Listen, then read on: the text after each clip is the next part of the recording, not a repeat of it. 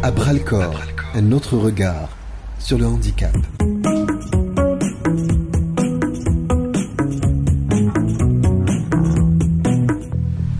Alors bonjour à toutes et à tous, je me trouve au moment où je vous parle du côté de Bab El Oued, plus précisément du côté de Oued Quraish, et je m'apprête aujourd'hui à rencontrer un certain Issam qui est architecte et qui a de grandes connaissances en termes d'accessibilité, et nous allons tester ensemble le téléphérique au niveau de Oued Quraish. Donc je vais lui donner rendez-vous au pied des escaliers, parce que ce qu'il faut savoir, c'est que le téléphérique donc, de Oued Quraish, eh bien, il y a beaucoup de marches, déjà rien que pour y accéder, mais je pense qu'il y a un autre accès, et c'est ce que nous allons essayer justement de voir et d'expérimenter aujourd'hui.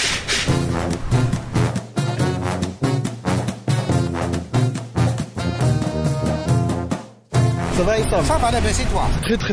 Très bien. Alors Issam, là on est au niveau du téléphérique donc de Oued Quraish, oui. Et nous allons faire un petit bout de chemin ensemble, oui. Si tu le veux bien. Parfait. Et puis on va parler d'architecture, on va parler d'accessibilité, et puis on va essayer, je l'espère, hein, si j'arrive à prendre le téléphérique, voir de jolis paysages. On va voir, on va essayer. Essayer. Alors là on est au niveau de la station. Oui. Principal. Là je vois qu'il y a des escaliers, mais d'après ce que j'ai compris, il y a un autre accès. Il suffit de faire le tour. Effectivement, il y a un autre accès. Donc il y a un autre accès pour personnes à mobilité réduite. Mais d'abord il y a un problème de signalisation, parce que le handicap, ce n'est pas uniquement l'handicap physique. Vous avez l'handicap visuel, vous avez d'autres types d'handicap. Donc ici, déjà à l'entrée, il y a un manque, d'après moi, il y a un manque de signalisation. Oui. C'est-à-dire que moi, honnêtement, si je n'avais pas reçu le directeur général du métro d'Alger, personnellement, si je n'avais pas reçu le directeur général du métro d'Alger au studio, eh ben, je n'aurais jamais su qu'il y avait un autre accès. Déjà, pour commencer. Moi, c'est en visitant, j'ai demandé aux gens qui m'ont signalé qu'il y a un autre accès. Mais vous savez à combien, qu'est-ce qu'il faut faire comme distance pour retrouver l'autre accès?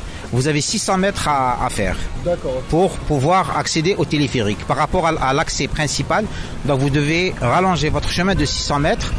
Et là, il aurait été plus judicieux d'avoir un ascenseur pour personnes âgées, pour personnes à mobilité réduite, qui doit rien représenter par rapport au prix global du projet. Oui.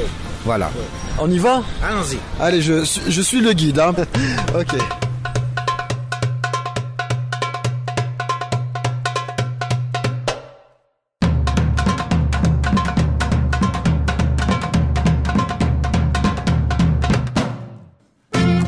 Là, on est au niveau des arrêts de Triolet. On prend la direction comme si on allait à l'hôpital Maillot. Voilà, et à un moment donné, on tourne sur la gauche pour accéder à l'entrée accessible. Donc, là déjà, je te fais remarquer, je te fais signaler l'état de nos trottoirs. Oui. Donc déjà, ça a une idée. Vous avez une idée sur l'accessibilité, sur les gens à personnes à mobilité réduite. Comment est-ce qu'ils se déplacent sur les trottoirs? Ben là, parce qu'on est sur la route, hein, je tenais à le dire, parce que sur le trottoir, d'abord, il y a plein de trous, il y a aussi des voitures qui sont stationnées sur le trottoir. Théoriquement, pour les personnes à mobilité réduite, on a des genres de trottoirs, ce qu'on appelle les trottoirs type bateau, où la personne à mobilité réduite peut accéder sans problème sur le trottoir, c'est-à-dire que le trottoir se retrouve à la fin, en fin de course, au même niveau que la route, pour pouvoir accéder facilement en fauteuil roulant. En fauteuil roulant, ou bien ça peut être des gens avec une poussette, ça peut être des gens avec un caddie qui font leur course. Et là, comment elle se trouve, si tu pouvais nous décrire, parce que la radio c'est aussi des images, alors si tu pouvais nous décrire un petit peu l'état du trottoir. Bon, alors d'abord je commencerai par les bordures qui sont posées n'importe comment. Il y a qui ne sont pas au même niveau l'une avec l'autre. Et la chaussée, est pleine de trous, pleine de pierres, pleine de bosses. Donc la personne à mobilité réduite ne peut pas accéder, se déplacer facilement sur ce type de trottoir. Bon, nous on avance tant bien que mal. Heureusement que je suis assisté, parce que seul j'aurais jamais pu y arriver. Là du coup même pour rouler, pour avancer, donc je suis obligé d'être sur la route, et même l'état de la route du coup il y a plein de trous, etc. Donc j'ai intérêt à me cramponner. Et là du coup on arrive au niveau du tournant. Voilà, là on doit tourner justement vers la gauche pour pouvoir accéder au téléphérique. Et là ça grimpe beaucoup. Hein. Et d'ailleurs j'essaie d'aider un petit peu. Alors là, ça monte énormément. En fait, il aurait fallu peut-être un téléphérique pour accéder au téléphérique. Effectivement, il y a l'absence totale de signalisation pour nous montrer l'itinéraire. Donc là, il y a un jeune du quartier qui vient nous aider. Salam alaikum. Salam, tabakaz. Ouch akhoya, ça va? Wallah la bas wa alaikum. Où اسمك? Abdullah. Alors Abdullah, tu تعاوني. شفت اللي كان معايا بدا يعيا. شفتو بدا باش يعاود يرجع السوق. Alors وين جاي الدخله تاع التليفيريك؟ تليفيريك دوكا تدخل هكذا ديالك. هكذا. تشوفوا حيط مكتوب فيه باركينغ تبعوا هذاك الحيط وكاين التليفيريك. يعطيك الصحه خويا العزيز. مزيان. بارك الله فيك. C'est pas. يعطيك الصحه.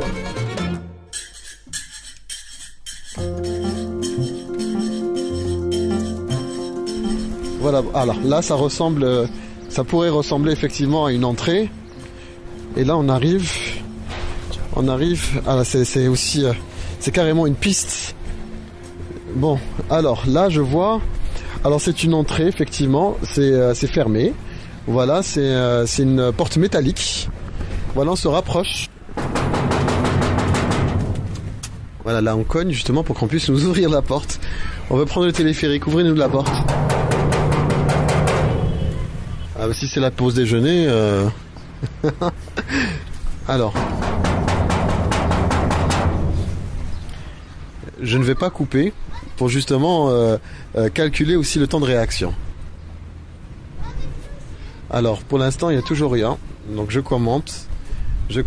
On va cogner encore. Voilà, on va peut-être faire fort avec une pièce. Voilà. Toujours rien. Et je ne coupe pas, hein, pas de montage pour voir le temps de réaction. Mais si je vois que ça tarde, il est clair qu'on va interrompre les choses ici. Alors, on va encore insister.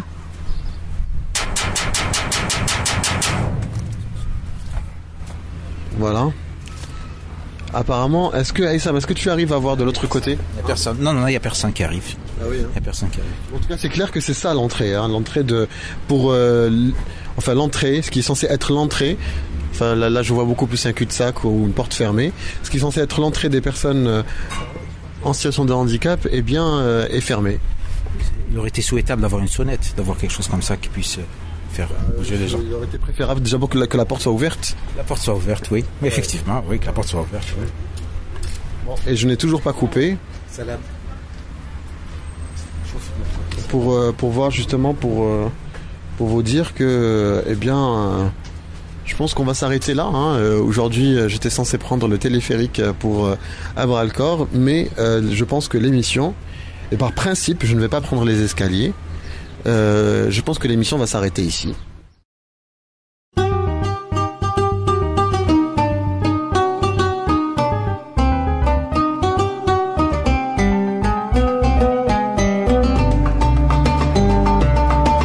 Toi, Aïssam, je comptais avoir cette discussion avec toi dans les hauteurs donc de Bebelwed.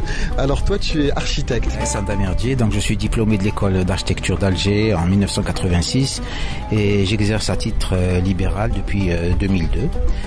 Donc je me suis intéressé et je m'intéresse énormément aux problèmes d'accessibilité. D'abord, je fais tous les 2 ans, il y a un grand salon à Paris concernant Batimat. Il y avait souvent des conférences concernant l'accessibilité quand c'était un petit peu à la mode, parce que maintenant ça, ils ont réglé ces problèmes d'accessibilité. Et à Paris, donc tous les ans, il y a un salon qui s'occupe uniquement de l'accessibilité.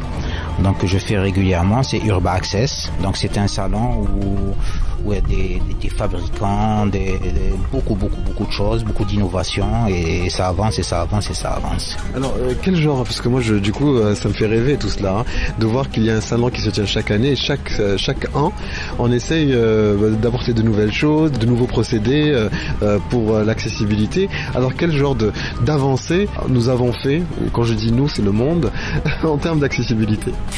Alors des exemples, actuellement ce que j'ai vu dernièrement, actuellement, c'est qu'il y a des sites internet où le sourd-muet peut se connecter et avoir des informations concernant certains produits. Actuellement, si vous voulez, il y a beaucoup la jonction entre les nouvelles technologies, j'insiste sur ça, les nouvelles technologies et l'accessibilité. C'est vrai, quand on parle d'accessibilité, c'est aussi l'accessibilité, l'accès à l'information, aux nouvelles technologies, et c'est la technologie au service justement de l'information. Alors, il y a Samy qui me fait signe, il me dit qu'il y a quelqu'un. Ah, on nous ouvre la porte. Salam alaikum. Ouchakom, ça va, la baisse? Alhamdulillah. واش طولتوا؟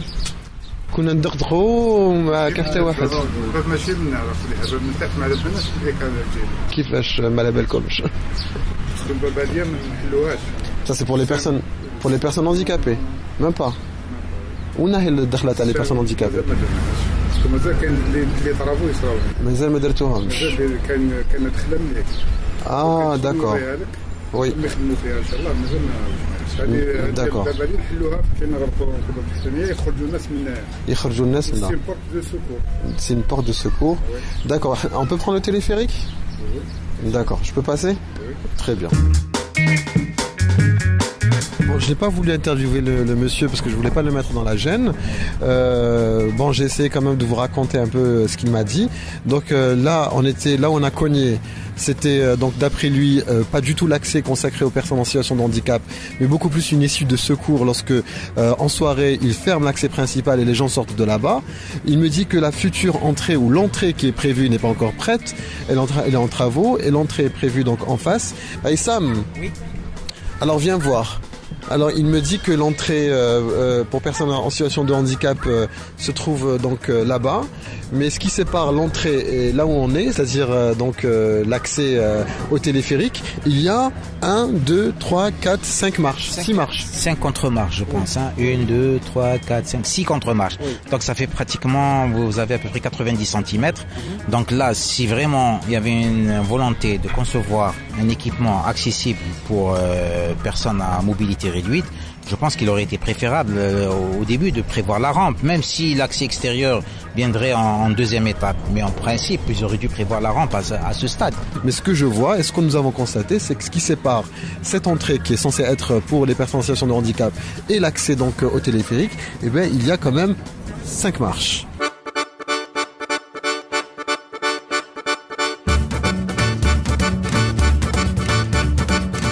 On continue, on va quand même prendre le téléphérique. Alors ce qui vient, c'est qu'il y a une rampe.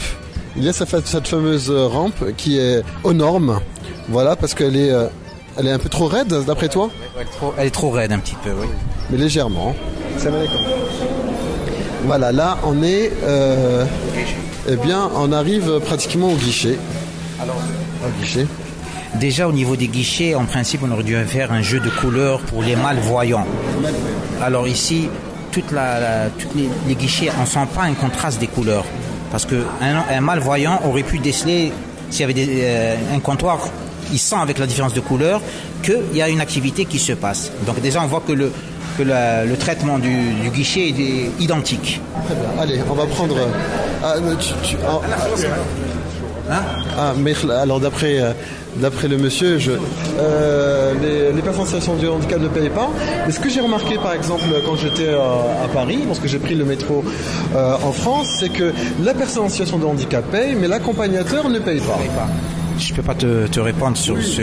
En fait, c'est dans le sens, c'est aussi une forme de considération que de faire payer la personne en situation de handicap et que l'accompagnateur qui n'était pas censé, on va dire, venir, et ben lui ne paye pas effectivement.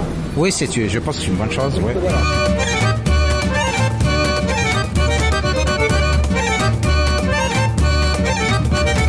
Alors là, on arrive au niveau du quai. Oui, alors au niveau du quai, il y a une absence de bande podotactile pour les non-voyants. Donc là, un non-voyant qui vient et qui ne trouve pas de bande podotactile, il risque de retrouver sur le parcours là, des cabines. Oui, bah c'est pour la sécurité aussi. Pour la sécurité, ce qui est pas... c'est un repère. Effectivement. Allez, là, on nous dit qu'on peut accéder. On va pouvoir... Alors, on marche arrière. Ah non, je peux. Allez, très... Voilà, on est monté, il fallait faire vite effectivement, parce que ça ne s'arrête pas. Et que ça, C'est vrai que en fait ça ne s'arrête pas, il fallait faire vraiment vite. Mais en même temps, bon, il n'y a pas de marche, c'était plat. Il fallait que j'avance le plus long du monde, mais en même temps il fallait pas traîner, dans le sens où voilà, si on prend notre temps, et bien le téléphérique continue à avancer, et puis on risquerait ensuite de se retrouver en situation un peu délicate. Alors là, on entend que ça résonne. Il y a une petite réverb au niveau du téléphérique et on est en train de voler. Oui, on est quand même à 25 mètres de la route en bas. Et là, je vois ma voiture qui est garée, la voiture rouge qui est garée juste en bas.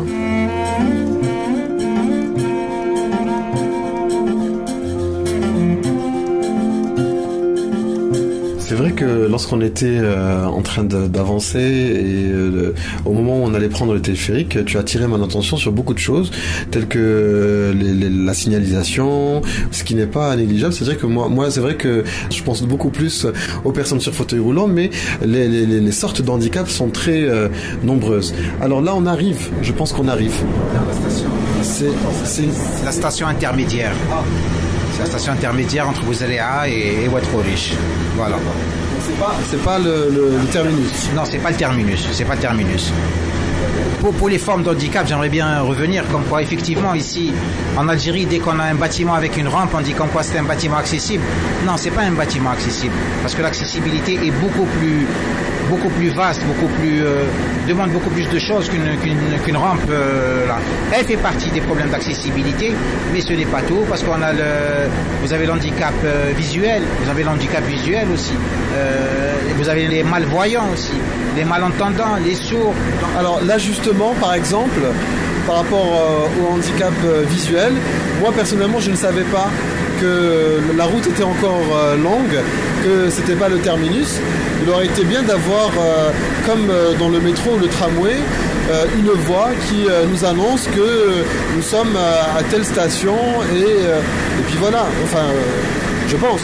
Effectivement, bon, si vous voyez, vous allez en France au niveau des ascenseurs aussi, vous avez un ascenseur, vous avez une bande sonore au niveau du tramway, vous avez des bandes sonores pour informer le non-voyant que l'endroit où est-ce qu'il se trouve. Par exemple, dans les ascenseurs, on vous dit à quel étage vous êtes, il y a énormément de choses. Vous avez même au niveau des feux rouges.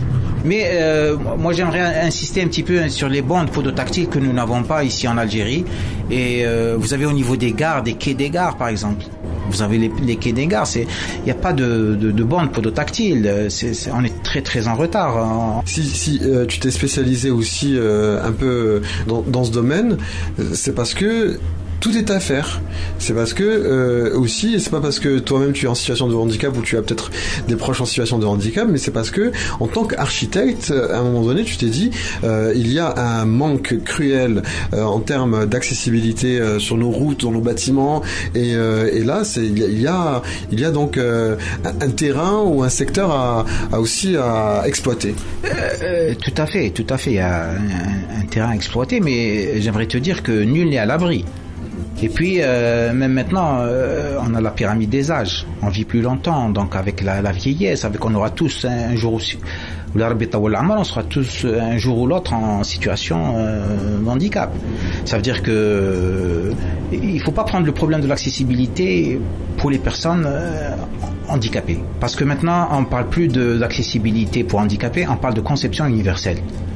C'est-à-dire que c'est pour tout le monde, quel que soit l'âge, quelle que soit votre taille, vous pouvez être obèse, vous pouvez être personne à mobilité réduite. On parle de conception universelle pour tout le monde, sans exception, sans distinction. Ah, oula. Mais de toute façon, nous on va redescendre à Bab El Oued, hein.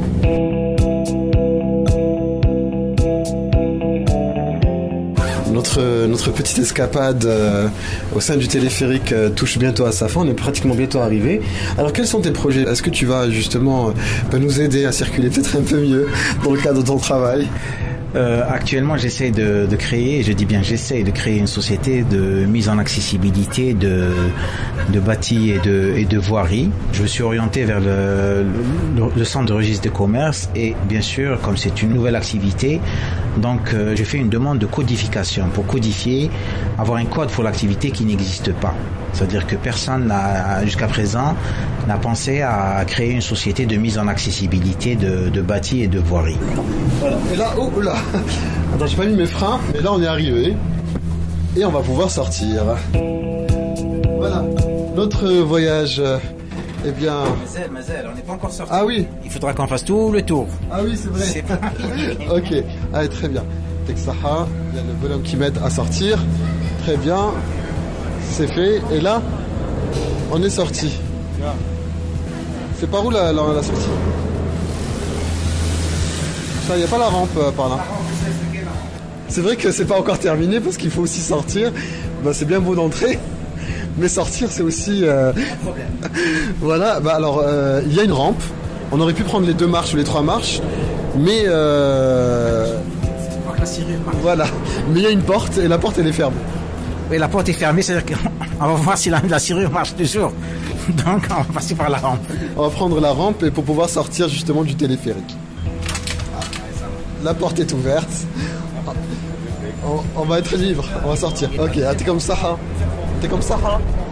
Et nous sommes sortis. Yazid, s'il te plaît, pour la rampe, la rampe, elle bute directement sur la porte. Il aurait été préférable d'aménager un petit palier de repos entre la rampe et la porte. Et là, c'est rude. Oui, en tout cas, c'est l'expert qui parle, hein, et j'ai fait en sorte aujourd'hui d'être accompagné justement d'un architecte professionnel spécialisé dans le domaine donc de l'accessibilité des personnes en situation de handicap.